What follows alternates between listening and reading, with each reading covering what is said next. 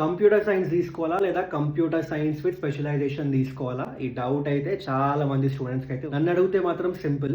మీకు టాప్ 5 కాలేజెస్‌లో computer science వచ్చిందనుకోండి తీసేసుకోండి.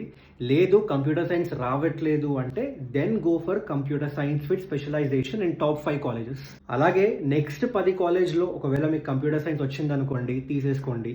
ఒకవేళ కంప్యూటర్ సైన్స్ రావట్లేదు అంటే అప్పుడు మీరు కంప్యూటర్ సైన్స్ విత్ స్పెషలైజేషన్ తీసుకోండి. ఎందుకు అనుకుంటున్నారా? నేను దీన్ని 3 స్టెప్స్‌లో ఎక్స్‌ప్లెయిన్ చేస్తా. ఒకటి placements, 2 curriculum, third market view.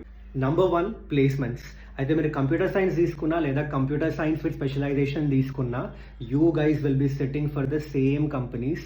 మీరు స్పెషలైజేషన్ తీసుకున్నంత మాత్రాన వాటికి సంబంధించిన స్పెసిఫిక్ కంపెనీస్ అండ్ రోల్స్ వస్తాయి అనుకొని మాత్రం ఎక్స్పెక్ట్ చేయకండి. రావచ్చు కానీ చాలా తక్కువ. నేను చెప్పట్లేదు భయ్యా, ప్లేస్మెంట్ రిపోర్ట్స్ ఇంకా స్టూడెంట్స్ నుంచి వచ్చిన ఇన్ఫర్మేషన్ బట్టి చెప్తున్నాను.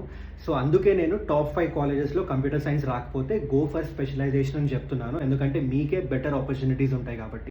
Second curriculum. అయితే సెకండ్ ఇయర్ వరకు కంప్యూటర్ సైన్స్ తీసుకున్నా స్పెషలైజేషన్ తీసుకున్నా సిలబస్ అయితే ఆల్మోస్ట్ సిమిలర్ ఉంటుంది. థర్డ్ ఇయర్ నుంచి స్పెషలైజేషన్ తీసుకుంటే దానికి సంబంధించిన సబ్జెక్ట్స్ అయితే స్టార్ట్ అవుతాయి.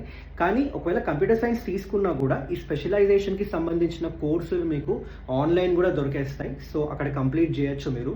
So I don't think you'll be missing out on so many things if you don't take specialization. Number 3 market view.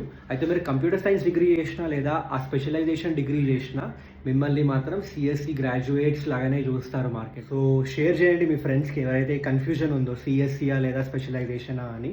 అలాగే లైక్ చేయడం మర్చిపోకండి.